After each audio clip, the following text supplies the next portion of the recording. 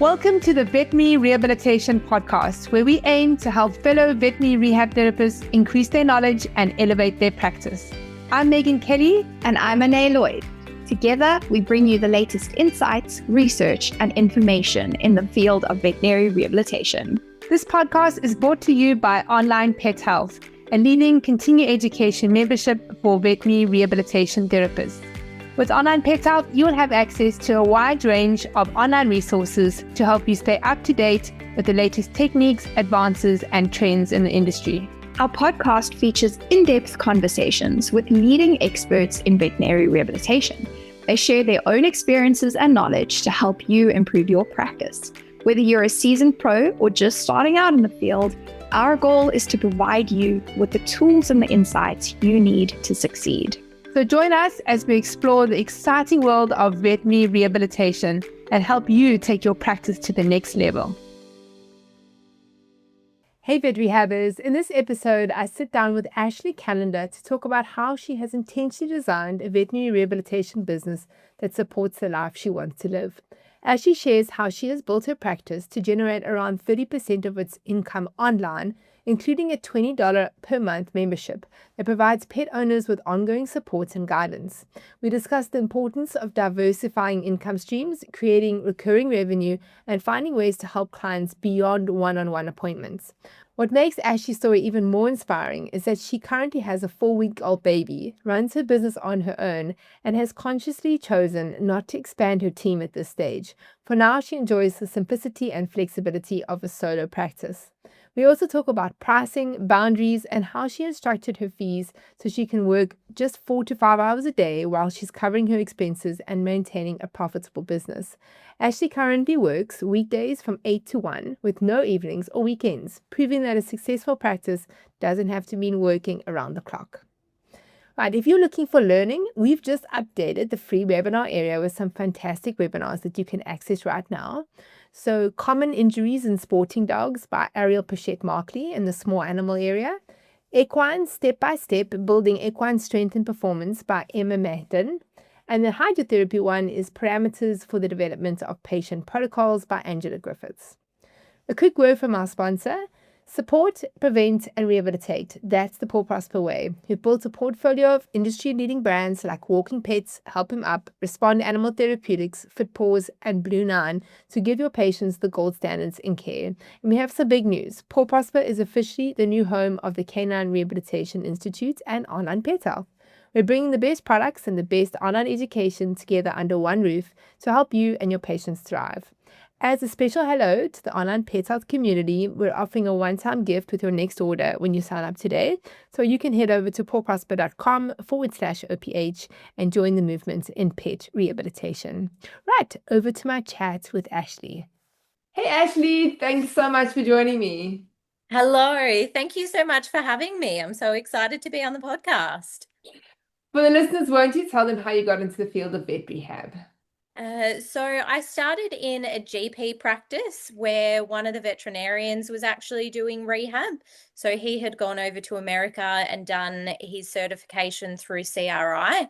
And it's just something that has always interested me, seeing that and seeing the benefit that it had for the patients. And I love being so hands-on as a nurse, actually having a really big impact in the animal's comfort and mobility. So it was a big shift from me coming from hairdressing and beauty previously. So it was actually my first role in a clinic. So you started off as a veterinary nurse and then your interest in rehab then spread after that. Yes, definitely seeing the little bits and pieces of it being done. And it really wasn't being done to its full benefit because it was being done by a vet. He didn't have the full time to spend in-depth time in the consults doing the rehab with the animals. So it was really a window for me to sort of put my hands up and be like, hey, this really intrigues me, and how about teaching me how to do it as well? And it just spread from there. And where did you study? So where did you do your rehab certification? So I certified through CRI. So I was lucky enough to go over to America for all three components. Went over to Florida and Colorado, and then did my internship at VOSM in Baltimore. Okay, so did you go 3 different times? Yes, Oh, wow. very Okay, that's a lot lucky. of traveling. Yes, got to do some travel. It's my only time that I've been over to America, so it was really cool to Yeah. see some things over there as well. And now you're actually helping now. I think CRI now comes to Australia. So obviously this was a while ago when you did your studies there. And you've been helping and just assisting with their course. Yeah, so I have been lucky enough to be one of the mentors in one of their courses. So that was really cool as well to see the up and comers coming through. I certified back in 2015, so it's been a while. So tell me about your practice. So my practice is just myself currently. Okay. Just myself currently. And I share the clinical space with a rehab vet as well. So the person who I used to work for, he shares that space with me as well. So it's great to be able to feed back off each other. And I'm more about doing hands-on, teaching the owners what they are able to do at home. So most of my what I do in clinic is exercise based, is physical, laser therapy also.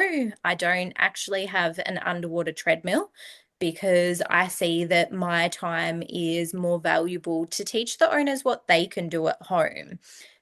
So that's really important to me, is giving them the skills to be able to help their animals, because not everyone can afford to come in frequently to clinic. So if hydrotherapy is only affordable sort of once every fortnight, once every 3 weeks, it's much more beneficial for them to be spending their money learning what they can do at home to help their animal. And do you find that they're compliant? Because I think that's one of the problems that a lot of us have, owner compliance with regards to doing the exercises. Yeah, it's definitely the biggest struggle that we face in rehab is compliance. And I think that's where you've really got to look at the client that you're working with, what they're going to be capable of, what kind of relationship they have with their animal, and creating a program that is going to create compliance. So every program is very customized, not only to the animal's capabilities, but to the owner's capabilities and timeframes as well. So I think that's one of the biggest things in setting the client and the patient up for success, is really understanding the both of them and what they're going to be able to get done. Yeah, I love that. Adapting it to the clients because obviously there's the ideal, which we want them to do. But the mom that's got 4 kids and juggling a whole lot of things, we just know they're not going to be able to do some of the things that we want them to do. So I love that you adapt it to your clients. Exactly. And, some of the fancy equipment as well. We have some clients who will buy every piece of equipment and they'll end up with more equipment than what we have in clinic.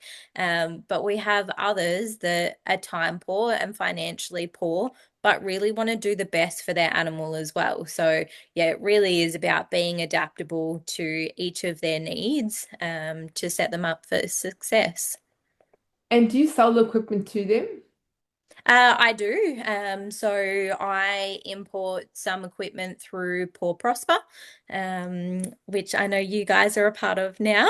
Yeah. So that's awesome. So yeah, really that's my main place to go to for equipment, because I'm usually using some of the Fit Paws equipment. So yeah, I generally do it on a need basis. I definitely stock a lot more of the helper map harnesses, because I find them really valuable and something that clients need now, whereas the other pieces of equipment, they can kind of wait a little bit for that to be imported as needed. Yeah, I must say, I used to have a little shop in my practice with those kind of things, and help them ups were definitely things, harnesses that I had. And it's exactly that. When they need them now. So, but it was Exactly. a nice additional income for the practice actually. Because obviously with us, we're limited by our time. So we charge for time. And to be able to sell something additional where we can make a little bit of income, we just added on. And we used to actually have, because I had a small shop, and we used to have other practices, like veterinary practice used to refer people to us just to come buy harnesses and things like that. So a Mm. lot of the vet practices don't want to stock those kind of harnesses because they're not the regular type of harnesses that they're going to sell. It's more for sort of our mobility impaired patients. So yeah, I sort of got known as the shop that's got little booties and it's got Yeah. harnesses and all those kind of things, sticky paws Yeah, it and definitely does spread. I've had people come for the harnesses just through word of mouth. I have a few little bits of treat selections, licky mats, and then they know that they can also get the equipment from me as well. So, yeah, if an owner has a piece of equipment and their friend sees them doing stuff, it's like, oh, where'd you get that? So, yeah, it is that nice little financial boost because yes, as you said, we are very limited by what we can do and what we can see face to face. And that's also another element of things that I am building for the business as well is online support and online consultations and programs as well. So yeah, you've definitely got to be adaptable in this industry because you will fail if you stick to just purely client facing. There's only so much capacity that you can earn, and particularly if you just work for yourself, and you're building up that space as well, it's very financially draining. So you yeah. have to find those other aspects that you can, yeah, profit on. Yeah, I mean, even the harnesses and all the things in your shop, you could do a small little online shop and sell them online. Yeah. So it's a nice way for people to find you, and the vets can easily then just send them a link and say, "Hey, go look at this online shop."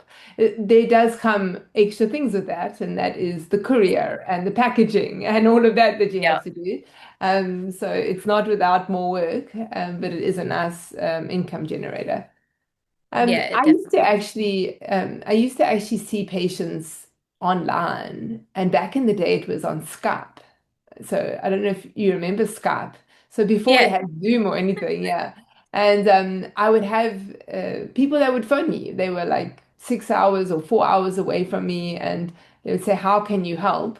And I would try and get them at least once to come to me so that I could Mm. just see the animal first Yeah. and just do an initial consultation. And then after that, I would see them on Skype and I would teach them how to do thigh circumference measurements.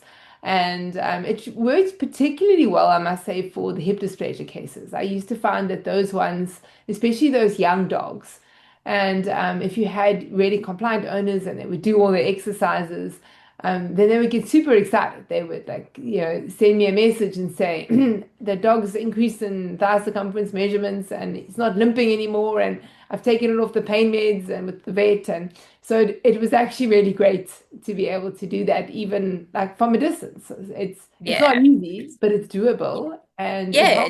it helps the percentage of people who don't have access to Yeah. our skills because there are a lot of places I mean, in South Africa especially, and I'm sure the same in Australia, there are a lot of places where there are no vet rehab therapists for Yeah. probably 4 hours drive. We are still so far behind America and UK. Like they've got so many places that you can go.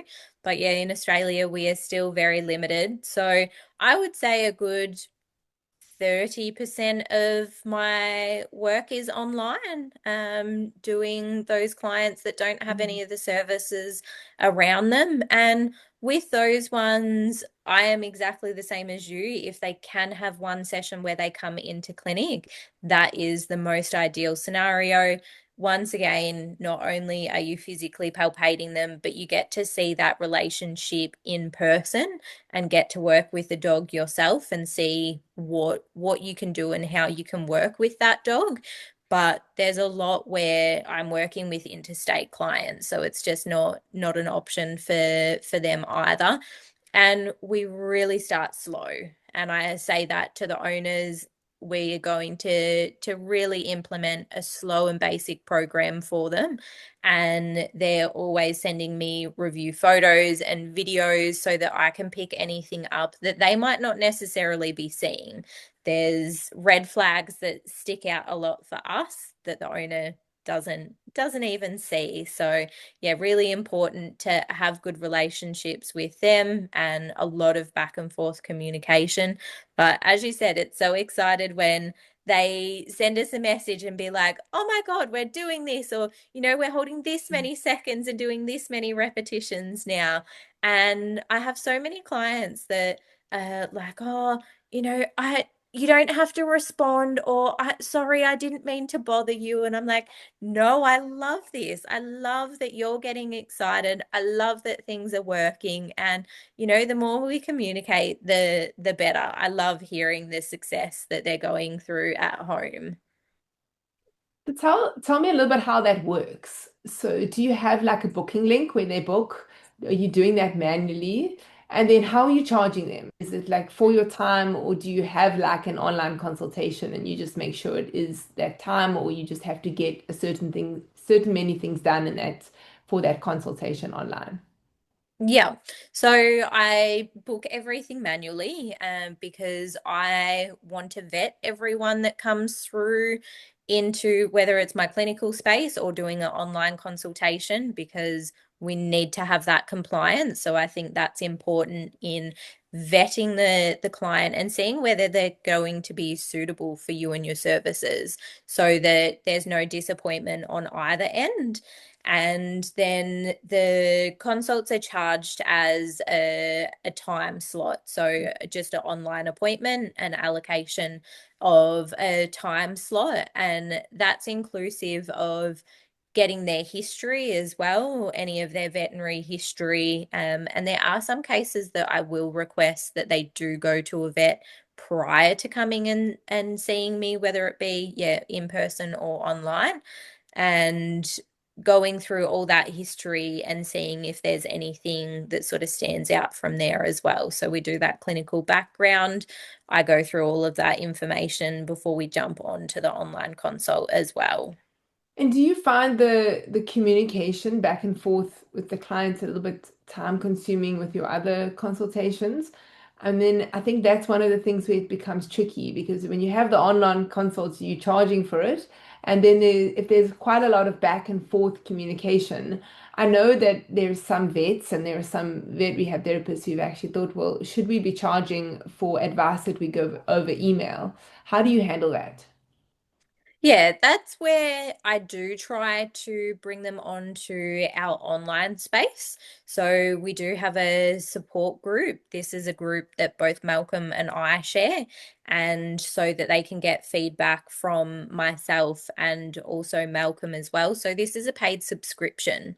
So anything that goes beyond basic talk and booking an appointment, I try and keep it thorough with being as brief as possible as well. So I really have my spiel of what I'm going to talk to them about and the questions that I have for them. So it's quite quick that you almost have that script for the client of what you're going through, and that this is what we will discuss further in our consultation as well. So making them see the value in the consult, uh, that they're going to be supported, that you are going to answer their questions and concerns, but not doing all of that in your pre-consultation chat either. I love the idea of creating some recurring income. So that subscription, I mean, how many clients do you have on that at the moment? There'd probably be about 40 clients at the moment, and we've only had it up and running for about 6 months.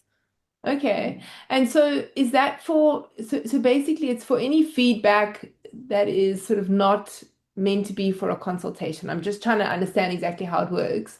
And is it, I don't want to say it this way, but is it for your like high maintenance clients, basically? Is it for those ones that need that constant, reassurance, or is it for anyone?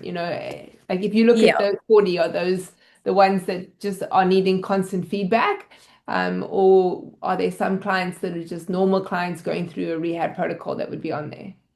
Yeah, honestly, it's for everyone. So, yes, some of those more high maintenance clients that just want that point of communication, but also for my longer distance clients or even anyone that I see, and it might be I'm seeing them on a weekly basis, but as we're changing their programs, they can put photos or videos, questions for feedback as well. So, if we've implemented a new exercise for them, although they've been taught it in clinic, they've performed it on the animal themselves.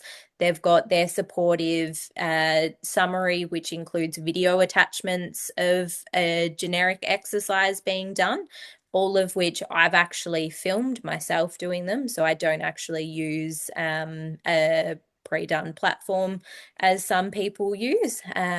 So it's for them to, yeah, ask questions, get feedback. I also have a few online programs as well. So with the online programs, they then join the support group as well. So once again, they can ask any questions and get feedback as they're going through that online program as well. So open to anyone. And we also have it that some clients have said, look, I really think you need to go and see these people. They join the group and they actually say, hi, this is me. This is my dog. I'm wondering if you guys might be able to help as well. So we're seeing that people are happy to pay the subscription to just get that in and conversation going as well about their concerns. And what are you charging them per month? So it's $20 per month. So Okay. it's pretty good value at the moment, and that's more so it will slowly go up. But it's just at the moment it's getting the numbers in there, getting the word out and sharing that it's a space of value. And where are you hosting the group? So it's on a platform called Circle. Okay. Yeah, I've heard of it. And so they get a login, they get to come and then they're there with all 40 of them are there together. So there's no place to private message, or are they able to There private is. message you as well as group message? Yes, they can private message through there as well.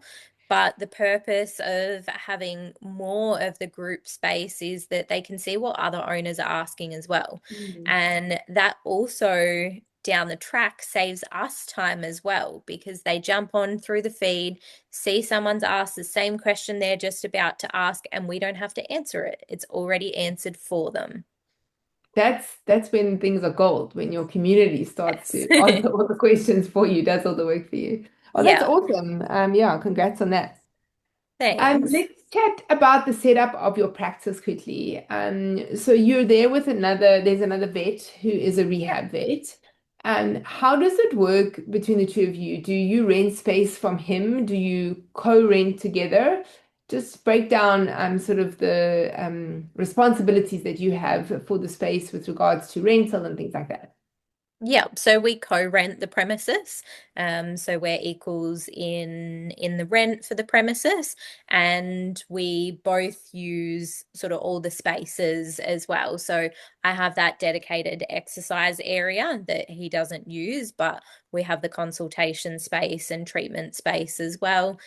So we both use those spaces and the kennel room as well. I also do have patients that come and stay for the day, and I do exercises with them intermittently throughout the day so that they can have a little rest period. So yeah, we both utilize that clinical space. So what happens when you're on maternity leave? So for those of you that are not watching the video of this podcast, Ashley actually has a little 4-week old baby in her arms, and she's rocking it while she's talking to us. So how do you handle like maternity leaves and holidays and things like that? Obviously, being the only person doing the exercise. Yeah. Yeah, so this is the new world for me. So this is my first baby. And yeah, not having that other person in the clinic is hard. And that's where I have tried to develop those online programs as well, and the support group also, so that there's something being generated. They can still ask questions whilst being on maternity leave in Australia if you're getting government benefits as well.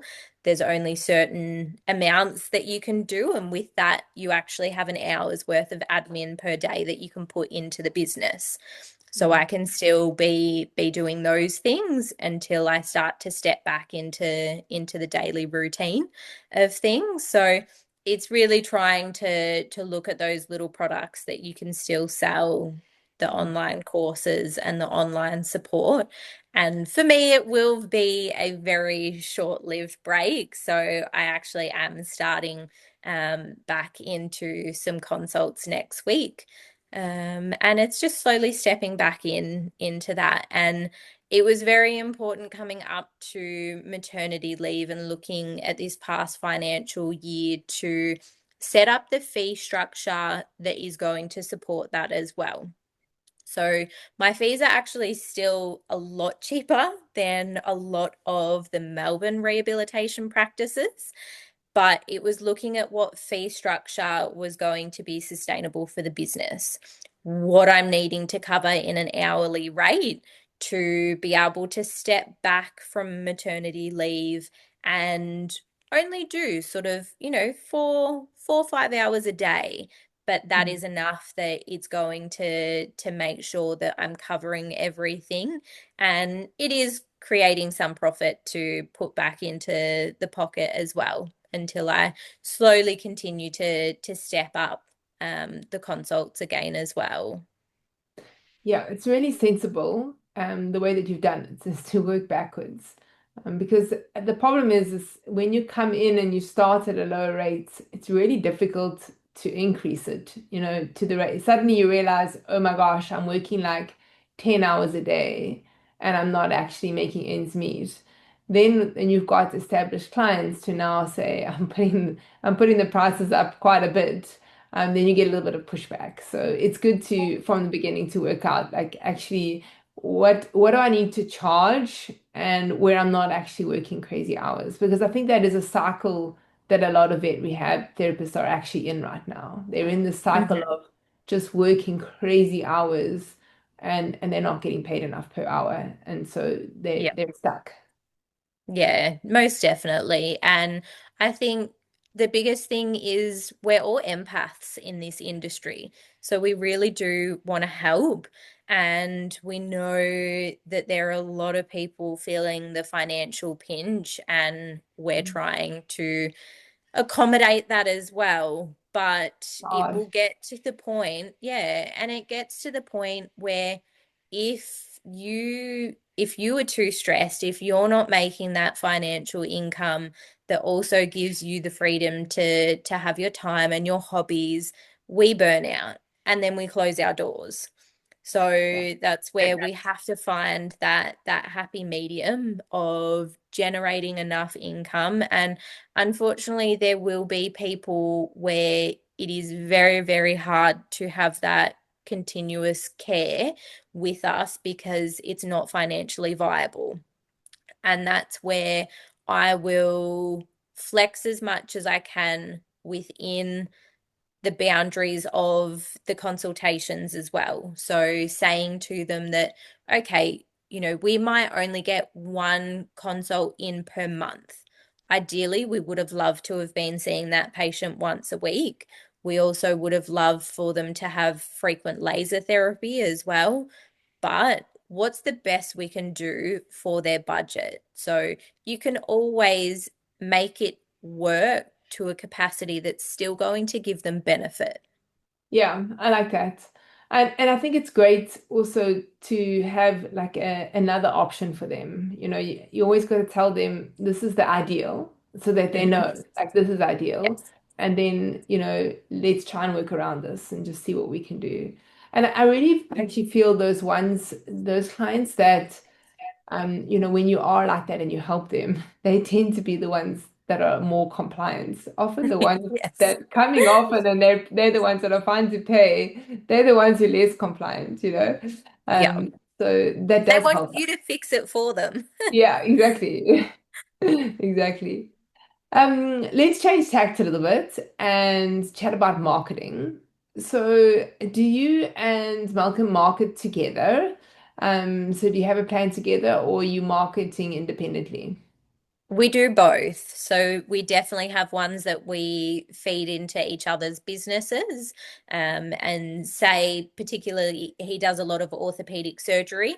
So when he's talking about the orthopedics or putting up posts about the orthopedics, it's then that flow on that then they go into rehab with myself, and the business prompt is there.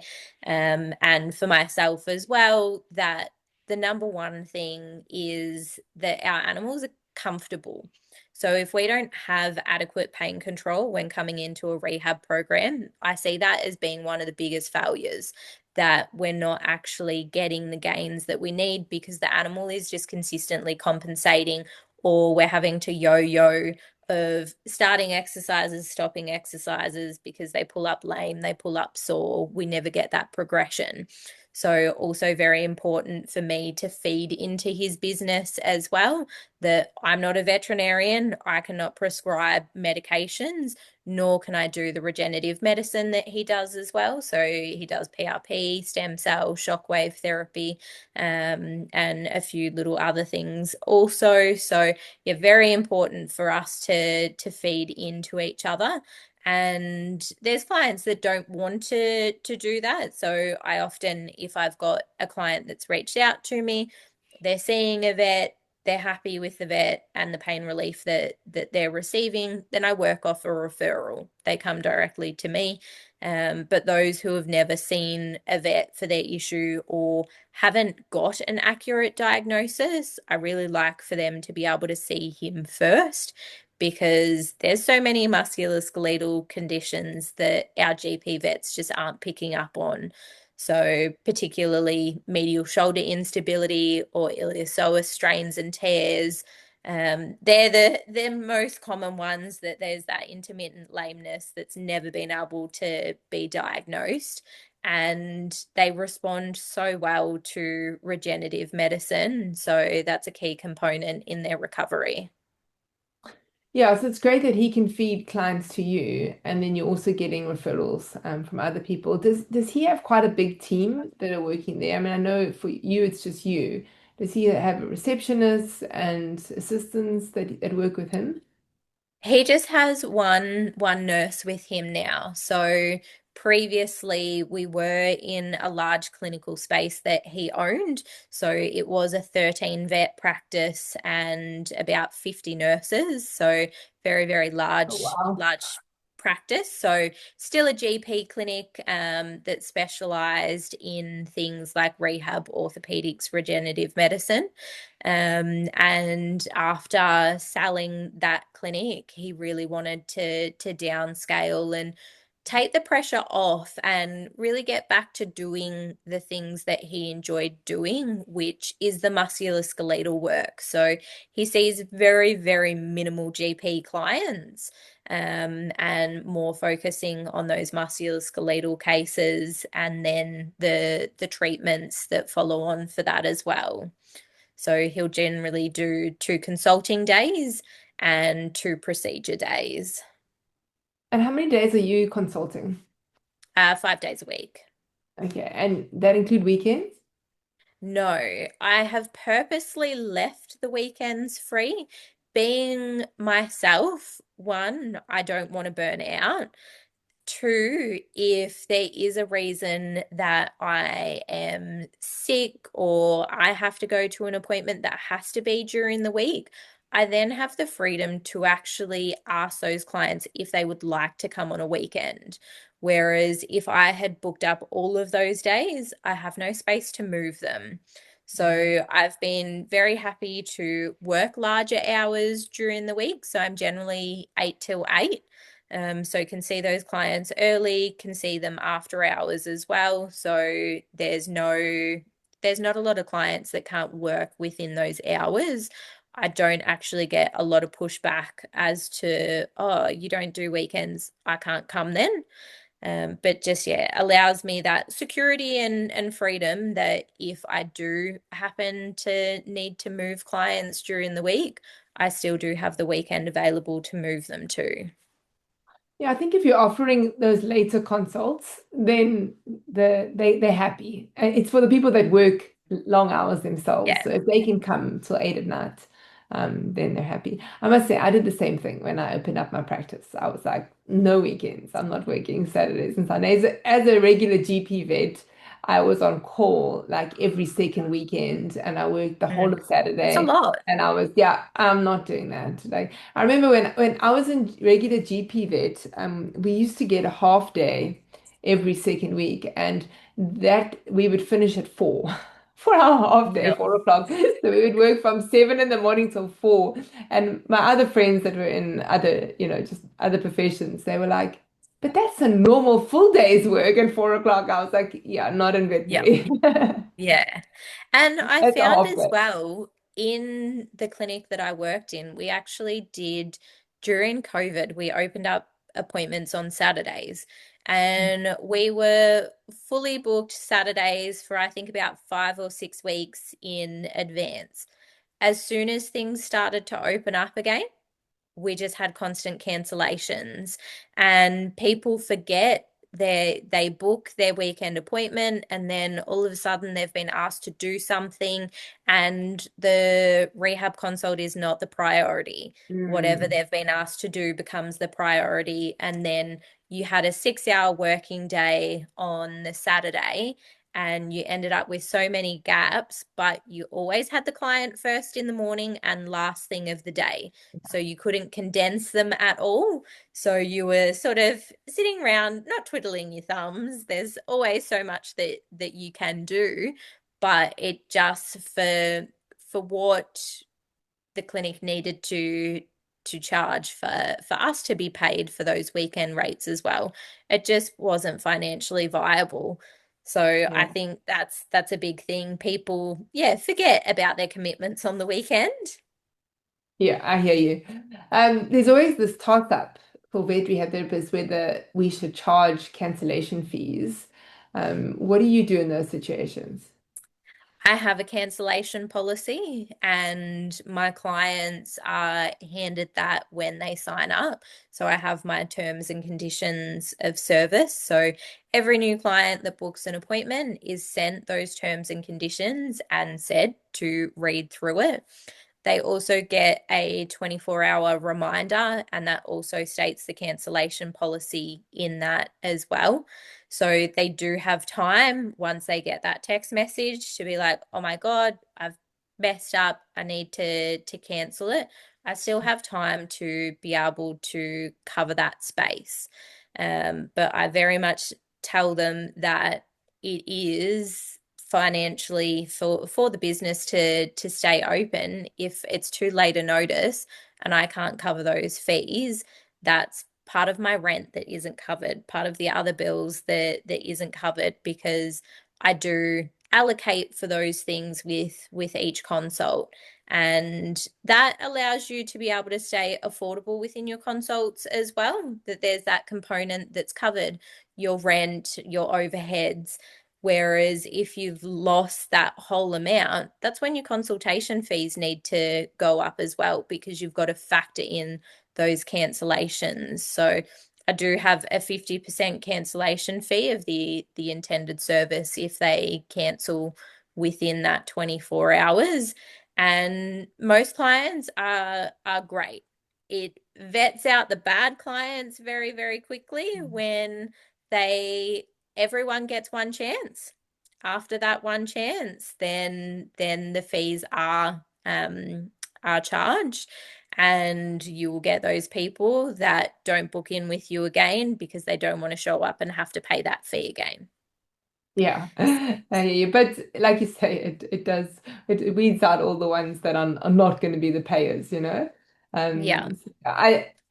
For me, I think it's always hard because there'd be like a paralyzed dog, for example, and they've been trying to get an appointment and you're fully booked, and then somebody doesn't pitch, and you think, well, that dog really needed the treatment, and now, it's too Yes. late now because you wait, right? You wait and wait and wait, and you think, oh, then maybe they're 10 minutes late, and then you phone, oh, sorry, we're not coming, and then it's too late then to phone that Yeah. other.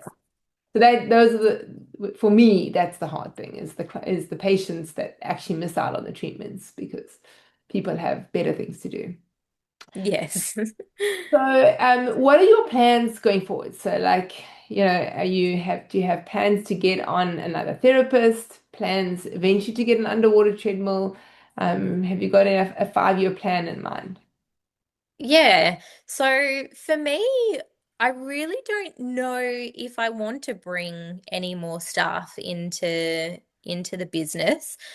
Being part of the larger team previously, so I was the lead tech in the clinic and wore that hat of leading the team and dealing with all the different personalities and helping with the education and doing the rosters and yeah, all of that stuff where I love the freedom of just being by myself, that I'm not having to fix anyone's mistakes. If anything goes wrong, it's on me.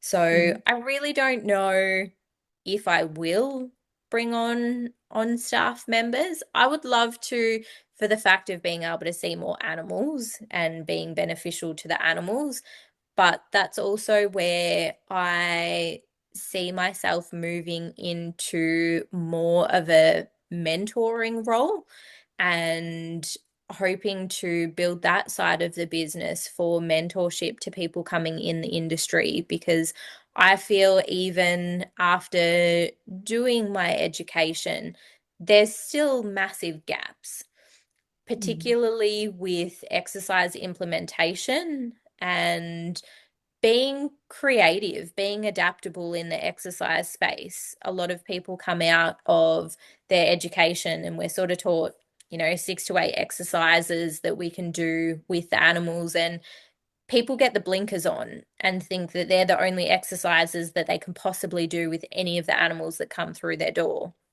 and there's just so much more to it, and education for the clients as well, and seeing that how you're telling them to do something, how you're explaining something is not getting through to them. So they're just saying it one way. There's 10 different ways that you can educate a client or explain an exercise to them. So I really feel like we need more mentors within Australia, that people can come and spend time within that clinic space and learn from them. And yeah, that's always interested me to do. I love educating people, clients, owners, and we also have had people come and do their internships with us in the clinical space as well. So both Malcolm and I are CRI certified, but we also have had people through University of Tennessee also come and do their internships with us as well. And seeing their eyes being opened up to everything is, yeah, exciting when they realize there's so much more to it and so many different ways that they can complete one exercise. It's really about looking at what you're trying to achieve, what you want activated, and what different exercises are going to activate that. Not just one. There's different ones that are going to be easier for the dog to achieve, easier for the client to achieve, and turning it into a fun game for them. So yeah, would really like to grow in that mentorship space, that education space, currently that's what I'm doing for the clients with the online platform and doing those online courses. It's about client education, but I really would like to move that into a space for our professionals as well. Nice. If you could give one piece of advice to someone who's just come into the field, what would it be? Be adaptable, continue to learn, continue to grow, continue education. Your platform is so amazing at being able to continuously learn and bounce ideas off each other as well. It's such a space where there is a lot of interaction as well, which is really, really important, and build those connections. Those connections are so valuable that you end up with people that you can reach out to and say, hey, I've got this case and I'm not sure what to do.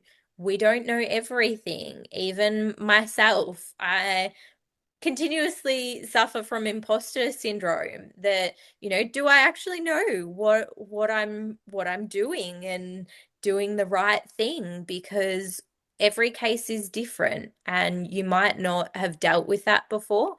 Every patient is so different in how they respond to treatment as well, how they respond to the discomfort they're in also. So you might have had radiographs on a patient and there's minimal changes radiographically, but that patient is showing a severe detriment to that area. Everyone is so different. So just reaching out, connecting. I have professionals that will message me on Instagram and be like, hey, have you ever dealt with something like this? And we get chatting and it's great. We're not competition. Yeah. I think that's, yeah, in Australia, I think a lot of places are very guarded, and it's Mm. like, no, if I tell you how to do that, then you're going to take the business away from me. We're so new in Australia. Rehab is so new in Australia. There is so much work to go around for all of us. We don't need to be competitive. We need to collaborate and for the benefit of the patient. And that's where I refer when I need to as well to people who do acupuncture, myotherapy, do the things that I don't do because it's that collaborative approach that helps the animal and the client builds more trust with you. Love it. Yeah, we love collaboration. That's what we're all about. And yeah, So like you important. say, we're not, you can think that you're in competition, but actually if your goal is just to help the animals, whether I do it or you do it, or whoever does it, as long as they're doing it the right way and not harming, doesn't matter. We do. And that's why Yes. we need to help each other. So Yeah. I see that little baby is now asleep. Yeah. Yes, she is sound asleep now. Oh, she's been so good. Actually, it's been so lovely chatting to you. Thank you for sharing your journey with us. And yeah, good luck with everything. And yeah, I'd love to have a follow-up sometime soon to see how all the mentorship and the online programs and your subscriptions going. So yeah, reach out to me in a year or two and let's catch up again. Would love to. Thank Yeah. you so much for having me. Cheers, Ashley. Bye-bye. Take care. Bye. If you enjoyed this podcast, please hit the subscribe button so you get notified every time I load a new podcast. I'm here every week talking to vet rehab therapists from all over the world about all things vet rehab. A big thanks to our sponsor, Paul Prosper. Their sponsorship allows us to be able to give this podcast to you for free. So go and check them out at paulprosper.com. And also don't forget to bookmark the next Vet Rehab Summit on Saturday, the 14th of November, 2026. Come and be a part of the world's largest online veterinary rehabilitation conference created specifically for you, the vet rehabber community. Online Pet Health members get VIP complimentary access to the Vet Rehab Summit. For more information about continuing education for vet rehabbers, you can go to onlinepethealth.com.